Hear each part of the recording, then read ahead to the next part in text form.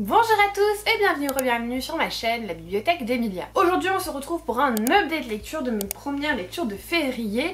Et autant j'avais commencé janvier sur les chapeaux de roue pour un peu faire des vagues fin janvier, autant là c'est l'inverse. Alors c'est l'inverse, on verra si ça se passe bien fin février, mais le début de mois est un petit peu voilà. Je vous propose qu'on commence tout de suite par les abandons, puisque comme ça, vu que vous le savez, j'aime pas m'éterniser sur les abandons. Parce que bah voilà, j'aime pas descendre un livre en flèche. Et si je l'ai pas terminé, c'est que clairement je l'ai pas trop aimé. Juste pour dire 2-3 trucs, pourquoi je l'ai arrêté. Et puis comme ça, on passe au reste. Alors, le premier livre que j'ai arrêté, il s'agit de Les filles de la Villa aux Étoffes d'Anne Jacobs, publié chez 10-18. C'est le deuxième tome de la saga La Villa aux Étoffes, qui suit une famille un petit peu aisée en Allemagne juste avant la Première Guerre mondiale, avec des ambiances un petit peu Downton Abbey, puisqu'on va suivre à la fois les membres de la famille mais aussi les domestiques. J'avais lu le tome 1 et je l'avais trouvé long, j'avais pas été passionnée, mais j'avais quand même envie de tenter le tome 2 histoire de voilà, savoir un petit peu dans quoi je m'embarquais. Et cette année j'ai décidé que je ne me forçais plus et voilà, je l'ai arrêté parce que c'était pas mauvais, mais déjà j'avais pas du tout envie de lire 5 livres dans ce format là, c'est-à-dire très long, puisque c'est ce que je reproche à cette histoire. Je trouve que c'est très long, c'est très longuet, et surtout je me suis pas attachée du tout à aucun des personnages, qui fait que même quand c'est long, si jamais on aime les personnages, bah ça passe en fait finalement.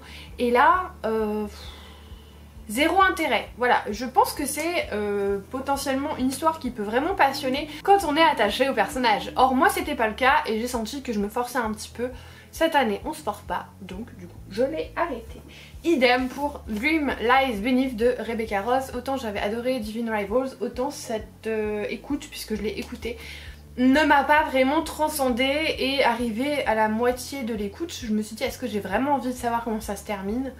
La réponse était non. Pourtant c'était quand même assez intéressant le pitch de départ.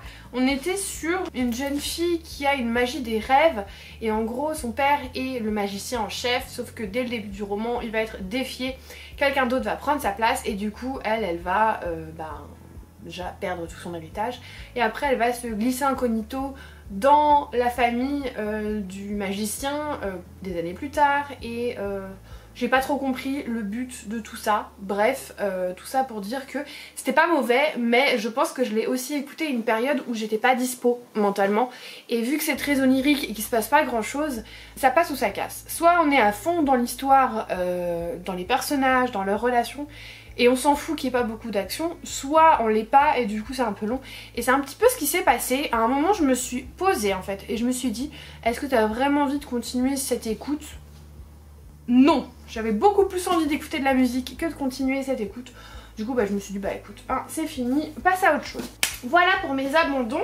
Ensuite on va passer à mes livres lus, et je vais commencer par le VO, comme ça après on n'en parle plus, bien que VO qui soit traduit en français. Donc techniquement vous avez peut-être déjà même lu ce livre là. Il s'agit de The Ballad of Never After de Stephanie Garber, qui a été traduit chez De Saxus par le titre Et ils vécurent malheureux à jamais, je crois. Je suis pas sûre, c'est des noms tellement alambiqués que je sais jamais si c'est bien ça. Bref, c'est le deuxième tome de la série spin-off de Caraval, donc qui a commencé par Il était une fois un cœur brisé en français, celui-là je l'ai retenu, c'est bon. Où on va suivre Evangeline Fox, qui en gros commence le premier tome pas hyper bien, puisque l'amour de sa vie, qui allait la demander en mariage, subitement demande sa demi-sœur, sa sœur ou sa demi-sœur, je sais plus, en mariage, et ça a l'air de choquer personne, tout le monde a l'air content. Sa belle-mère elle-même a l'air d'être hyper contente, et du coup bah Evangeline Fox elle est malheureuse comme les pierres, et elle va passer un pacte avec Jax pour qu'il lui permette en fait d'empêcher le mariage. Je vous dirai pas comment, ni pourquoi, ni ce qui va se passer après, parce que je vous laisserai découvrir cette histoire qui est merveilleuse. Et du coup, bah, en échange, elle est redevable à Jax de plusieurs baisers mortels. Donc elle va devoir délivrer de la mort en fait à plusieurs personnes. Et voilà comment commence un petit peu cette histoire. Ça va beaucoup plus loin au-delà de ça. Après là, on est vraiment plus du tout sur cette thématique. Mais ce que j'aime beaucoup dans cette histoire, c'est qu'on est vraiment dans un univers très conte de fées. Alors il n'y a aucune référence directe, ou alors je les ai pas vus, à part au tout début un petit peu à Cendrillon avec la méchante belle-mère, mais il n'y a pas de référence directe vraiment à des contes préexistants. Je trouve que c'est juste que c'est un univers qui fait très conte de fées, qui fait très Disney, qui fait très princesse et prince, voilà. Pour moi il y a vraiment cette ambiance que du coup je trouve très bien faite et qui fait que j'aime beaucoup plus cette trilogie à la première. Vraiment il n'y a rien à voir pour moi. Déjà j'aime beaucoup les personnages alors que je détestais Scarlett et Donatella dans la première trilogie, donc vraiment il n'y a rien à voir. J'ai eu la disponibilité pour écouter ce livre et j'étais passionnée, j'ai adoré et je l'ai dévoré l'écoute en 3 jours. C'est dire à quel point j'aime cette saga, c'est que bah vraiment j'ai dû écouter 3-4 heures par jour, donc en fait à des moments je me disais bah non j'ai envie d'écouter, donc je faisais des trucs qui me permettaient d'écouter en même temps. Et j'aime trop ce deuxième tome et j'adore la relation entre Jax et Evangeline, j'adore les personnalités, j'adore tout ce qu'on apprend au niveau du lore, au niveau de la formation de ces êtres un peu magiques, on en apprend vraiment beaucoup dans ce tome là et j'ai très hâte de voir comment cette trilogie va se terminer. Mais du coup maintenant j'en veux plus, je veux encore une 3e trilogie dans ce monde là, je sais pas ce qu'elle a prévu de faire l'autrice, mais franchement c'était trop bien. Ce qui me fait un peu peur c'est que le dernier tome a des très mauvaises critiques, alors que j'ai beaucoup aimé le dernier tome de Caraval, à l'inverse j'ai trouvé bien meilleur que les 2 premiers tomes, donc là j'ai pas hyper envie d'être déçue par cette fin parce que je trouve cette saga vraiment qualitative. Donc bah on verra, de toute façon j'ai prévu de l'écouter en mars je pense, par là, donc normalement ça devrait être bientôt terminé. Je sais pas quand le 3e tome va être traduit en français, mais je pense dans pas si longtemps que ça parce que le tome anglais est quand même sorti il y a 1 an je crois. Donc ça devrait pas trop tarder à mon avis. Ensuite on va faire par appréciation du livre. Voilà, on va faire du moins bon au meilleur. Le moins bon malheureusement ça a été la bibliothèque de Blackwood Abbey d'Esther Fox, publiée chez Faubourg Marigny. Vous le savez je suis partenaire depuis, bah là c'est ma 2e année de partenariat avec Faubourg Marigny. Du coup je reçois toutes leurs publications et il se trouve que le tout premier livre que j'ai reçu dans le cadre de ce partenariat c'était La berceuse des sorcières d'Esther Fox. Donc Esther Fox c'est la première autrice que j'ai lue chez Faubourg Marigny et j'avais beaucoup aimé son premier livre, bien que j'avais été un peu mitigée sur la fin, je le trouvais un petit peu rapide et malheureusement ce second livre n'a pas du tout atteint les attentes que j'avais pour lui et j'ai été très déçue par cette histoire. J'ai bien aimé la première moitié et la deuxième moitié je l'ai trouvé vraiment trop rapide et pour le coup j'ai trouvé que ça a gâché un petit peu le livre. Autant dans le premier, La berceuse des sorcières, bon, voilà on se dit ah elle aurait pu un petit peu creuser quand même la fin, mais c'est ok, autant là je trouve que ça a vraiment dénaturé ma lecture. Alors on va suivre Ivy qui en fait est une jeune fille un peu lambda qui vit dans l'Angleterre un peu victorienne et qui bah voilà a pas une famille très aisée. Et un jour elle reçoit un courrier lui disant qu'en fait finalement c'est l'héritière d'un domaine, le domaine de Blackwood, et du coup bah elle va arriver et à partir du moment où elle arrive les domestiques sont bizarres, il y a des choses étranges qui se passent et le synopsis, oh, franchement j'étais trop emballée, j'avais trop hâte de lire, même si j'aurais préféré le lire en automne certes, mais j'étais hyper emballée. Et la première moitié est vraiment très bien faite avec beaucoup de secrets, des choses qui commencent à se tisser, voilà, mais en même temps on ne sait pas trop où est-ce qu'on met les pieds et on essaye de trouver des indices, on essaye de comprendre ce qui se passe. Et la deuxième partie malheureusement a complètement gâché ma lecture puisque tout va beaucoup trop vite. Il y a des choses qui sortent de nulle part, qui sont pas expliquées et l'autrice utilise un certain procédé. Alors je vais essayer de pas trop spoiler, mais de perte de mémoire. Et en fait elle utilise ce procédé pour pouvoir introduire des relations, des choses qui sont passées dont elle n'a pas conscience, elle n'a plus souvenir, et en fait les introduire comme ça d'un coup, ça sort d'un chapeau, et moi en tant que lectrice ça me va pas. Ça me va pas d'avoir des choses qui arrivent comme ça de nulle part et de les prétexter par des pertes de mémoire. Non, j'aurais préféré voir ces choses et ensuite qu'elle ne s'en rappelle pas, mais les voir quand même en tant que lecteur. Là ça fait un petit peu cheveux sur la soupe.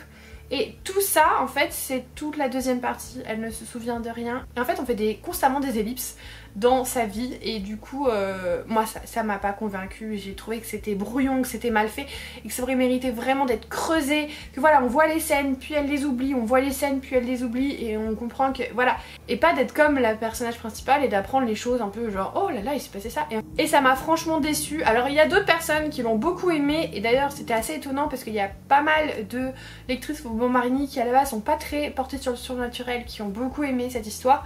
Moi malheureusement ça l'a pas fait. Bah voilà, comme ça il y a des fois où on n'aime pas trop les livres, voilà c'est comme ça, ça arrive. D'ailleurs j'ai eu une remarque et je voudrais rebondir là-dessus, disant que en gros c'était un peu dur à croire les avis honnêtes sur les SP. Bah voilà, je vous ai donné mon avis honnête. Sachez que quand je reçois ce genre de messages, ça me touche et ça me fait un peu mal au cœur. Parce que du coup j'ai un petit peu l'impression qu'on me traite de menteuse et j'aime pas vraiment ça. Donc voilà, libre à vous de penser ce que vous voulez. Mais sachez que je suis toujours honnête et que c'est pas hyper agréable pour moi de recevoir ce genre de message. Donc petite ellipse. On va passer à un autre respect que j'ai plus aimé pour le coup. Il s'agit du tome 5 de Bretzel et beurre salé, donc Bien mal acquis ne profite jamais, de Margot et Jean Lemoal, publié chez Calman Levy. C'est une saga de Cozy Mystery qui se passe en Bretagne et qui va suivre Catherine, qui est une quinca alsacienne et qui a tout quitté à la suite d'un divorce un peu houleux avec son mari pour reconstruire sa vie en Bretagne, et qui l'a très bien fait en ouvrant un restaurant alsacien.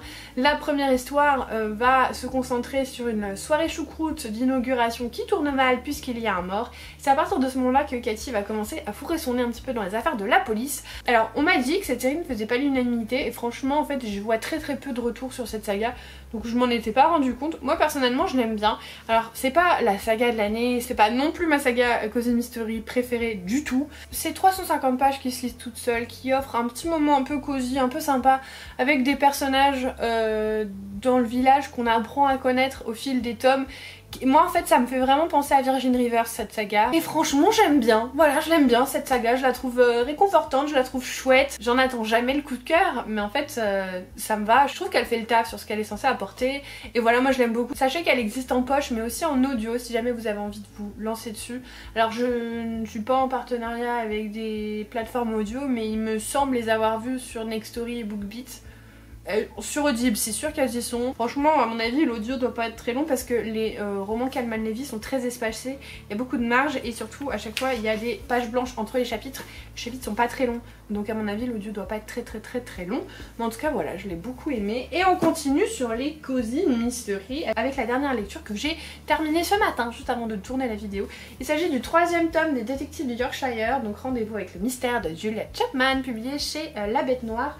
Robert Laffont. Celui-là, je l'ai acheté au Quai du Polar l'année dernière et je l'ai fait dédicacer par l'autrice. Sachant qu'en plus, moi, cette saga, j'ai mis du temps à m'y mettre puisque le premier tome m'avait pas bien convaincu parce que je trouvais que la mise en contexte durait trop longtemps et que finalement on avait le mort qu'à partir de la deuxième moitié du roman. Et du coup j'avais trouvé ça un peu long pour du Cozy Mystery, cette mise en contexte. Le 2e tome je l'avais beaucoup aimé puisque le contexte était déjà posé et on était rentré à fond dans l'action dès le départ. Et celui-là suit la même veine, donc on va suivre Samson et Delilah qui sont un duo d'enquêteurs. Enfin officiellement c'est Samson le détective privé, mais Delilah va énormément l'aider à chaque fois et du coup ils forment une espèce de duo. Samson à la base il revient dans son village natal suite à une enquête interne parce qu'il était policier à Londres et du coup il retourne dans son village d'origine, sauf qu'en fait il est pas hyper bien accueilli parce que voilà, quand il est parti, il y a eu un espèce de conflit. Donc il revient un petit peu, voilà, se faisant un petit peu discret. Et il va louer un local à Delilah qui, elle, est en plein divorce et monte sa société de speed dating. Et c'est à la suite d'une soirée speed dating où l'un des participants, ou l'une des participantes, je me rappelle plus, meurt, que du coup elle va commencer à l'aider parce qu'elle va lui demander de découvrir ce qui s'est passé parce que c'est quand même pas hyper bon pour ses affaires. Et c'est comme ça que leur collaboration va commencer. Moi personnellement, je les trouve hyper attachants tous les deux et je trouve qu'ils ont aussi une espèce de relation qui est très tendre, très douce, et puis en plus ils se connaissent depuis qu'ils sont tout petits, donc il y a vraiment dès le départ un attachement entre les deux particulier qui du coup est justifié et qui prend son temps parce que on sait qu'il va y avoir une romance à un moment entre les deux, mais le fait que déjà Samson il soit un peu en bis-bis avec son frère, ça aide pas, et puis il la connaît depuis qu'elle est toute petite, alors voilà, c'est des choses qui se font doucement et ça s'explique en fait par la nature de leur relation. J'ai passé un excellent moment, l'enquête était différente des 2 premiers tomes, je ne dirais pas pourquoi, mais je m'en doutais un petit peu de l'issue de cette enquête, mais je me suis laissée porter. J'étais hyper fatiguée en plus quand je l'ai lu, donc je l'ai quand même lu et j'avais quand même envie de le lire.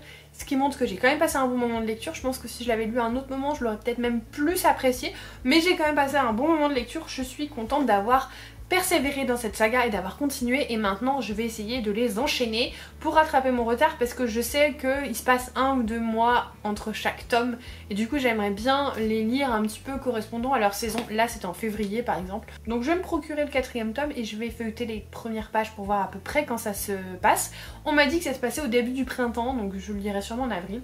En tout cas, je suis contente d'avoir repris cette saga puisque j'ai mis longtemps à la sortir et finalement j'ai bien eu raison. Et enfin, ma lecture préférée de ce début de mois qui a été, vous avez vu, un petit peu en dents de scie quand même, pas beaucoup de fantasy, je sais pas trop pourquoi. Morning Star de Pierce Brown, donc le 3e tome de la saga Red Rising et le dernier tome de la saga, on va dire trilogie originelle, mais vu que la 2e trilogie reprend les mêmes personnages, je vais la compter comme une saga entière et pas juste 2 trilogies. Donc j'ai pas terminé une saga, mais j'ai bien avancé quand même. C'est une espèce de dystopie post-apocalyptique où en gros la Terre est devenue inhabitable et du coup les hommes sont allés terraformer la planète Mars et s'en est suivi un bouleversement de la technologie, des gouvernements, des types de personnes en fait, et vous avez plusieurs clans, plusieurs castes. Donc les or c'est les meilleurs et les rouges c'est un petit peu la merdouille. Et en fait les rouges sont exploités, sont en esclavage et ne le savent pas puisque eux pensent qu'ils ont été choisis, permettre à l'humanité de survivre, qu'en gros ils se sacrifient avec gloire, alors qu'en fait tout le monde est déjà sur la planète Mars et que eux ils continuent juste à exploiter la planète pour qu'elle reste vivable pour toutes les autres castes, mais en fait ils sont exploités, ils sont mis en esclavage clairement et il n'y a aucune gloire, c'est juste, c'est genre des égouts presque. Et Darrow il apprend ça suite au meurtre de sa femme et il va décider d'infiltrer la caste or via une organisation rebelle qui s'appelle les Fils d'Arès et va donc infiltrer gentiment mais sûrement la caste or pour les détruire de l'intérieur. Et c'est une saga que j'aime beaucoup, qui est très brutale. Je conseillerais pas ça à des enfants, clairement. Il y a des morts, il y a de la violence, il y a du sang, il y a des choses vraiment violentes qui se passent pendant les combats et il y a un langage aussi un peu fleuri, un peu vulgaire, qui colle tellement bien en fait finalement à l'ambiance et au côté violent de cette histoire. Il y a aussi une écriture qui est dure, qui est acérée, qui est qui va droit au but, et du coup en fait tout ça peut perturber un petit peu au début, mais finalement ça va tellement bien avec l'histoire que je me régale. J'ai lu je crois la moitié du roman en une journée tellement j'étais passionnée et j'ai adoré. Voilà. J'adore les personnages, j'adore l'ambiance, j'adore l'histoire, j'aime beaucoup les retournements de situation, la politique. J'étais surprise, tu vois, genre oh mais non, et à chaque fois mon chéri se tournait, qu'est-ce qu'il y a? Non non rien, c'est mon livre. Et vraiment j'ai eu ce genre de réaction tout au long du bouquin, et surtout sur la dernière partie qui à la base était censée être la fin de la trilogie, donc forcément ça explose de partout. Voilà, il se passe plein de choses, il y a plein de trahisons, de complots, de retournements de situation, et c'était trop chouette. Et si vous n'avez pas encore découvert Red Rising, allez-y. Franchement, allez-y, c'est une super saga, sachant que il est prévu 7 tomes, donc une première trilogie et une quadrilogie, enfin 7 tomes en découpe originale, hein, puisque Hachette a fait ce que certains ont fait et se sont fait taper sur les doigts, c'est-à-dire découper les tomes en 2, ça saoule, c'est cher, c'est nul. Bref, on l'a compris, quand un tome est vendu comme un tome, ça sert à rien de le découper. Et du coup, là on en est à Dark Age qui a été traduit, qui est le 2e tome de la seconde trilogie. Le 3e tome est sorti en VO déjà, donc il devrait pas tarder à être traduit. Et le 4e et dernier tome de la quadrilogie et de la saga en entier devrait sortir en 2025 ou 2020, ouais, début 2025 je crois. Donc on aura bientôt le fin mot de cette histoire, de cette saga épique et stellaire, et c'est peut-être le bon moment pour commencer à s'y mettre tout doucement à cette saga, puisqu'il y a quand même 7 tomes de prévu. Donc voilà, je pense que c'est le bon moment pour commencer à les lire et pour pouvoir terminer cette saga en 2025. On adore. Voilà, c'était toutes mes lectures. Petit point très rapide parce que je suis pas énormément avancée. Sur mes lectures en cours en audio, j'écoute L'Ange de Marchmont Hall de Lucinda Riley, publié chez Charleston, qui va suivre la vie de Greta, qui revient des années après à Marchmont Hall pour Noël, et on va revenir dans le passé, dans sa vie de femme, et j'en suis là hein, clairement, donc voilà, je vais pas vous en dire plus. Pour l'instant j'aime bien, mais encore une fois j'en suis à 20%, donc il y a le temps de voir venir. Et surtout, et là faudrait que je m'y remette parce que je suis très en retard sur la lecture commune, mais je crois que Mélanie aussi, donc c'est pas grave. L'Empire des Tempêtes de Sarah J. Maas, le 5e tome de Keleana. J'en suis ici, donc il me reste quand même un bon pavé à lire. J'aimerais bien le finir début de semaine, grand max lundi. Je vais essayer de le dégommer ce week-end parce qu'en fait je l'ai mis en pause pour lire ça. Et puis surtout parce que j'étais épuisée et que c'est dense et c'est... comment dire, ça demande de la concentration et de l'investissement, Keleana, surtout au niveau du tome 5. Et je me sentais pas et j'avais pas envie de louper des infos, j'avais pas envie de le lire en diagonale. Donc clairement, voilà, je vais m'y mettre à fond ce week-end parce que je suis plus reposée, ou je ne travaille pas, bref, tout ça. Et j'aimerais bien finir lundi max, ce serait chouette. Et voilà, on est arrivé à la fin de cette vidéo. N'hésitez pas à me dire s'il y a un livre que je vous ai présenté qui vous tente. Et si vous êtes toujours là, mettez une petite emoji étoile pour Morningstar. J'espère que cette vidéo vous aura plu. Si vous n'êtes pas encore abonné, n'hésitez pas à le faire, mettre un petit commentaire et un pouce en l'air. Je vous remercie énormément pour votre soutien, comme toujours vidéo après vidéo. Je le répète, mais c'est tellement important pour moi que une petite piqûre de rappel, ça fait pas de mal. Et comme d'habitude, en attendant la prochaine vidéo, je vous souhaite de merveilleuses lectures et je vous fais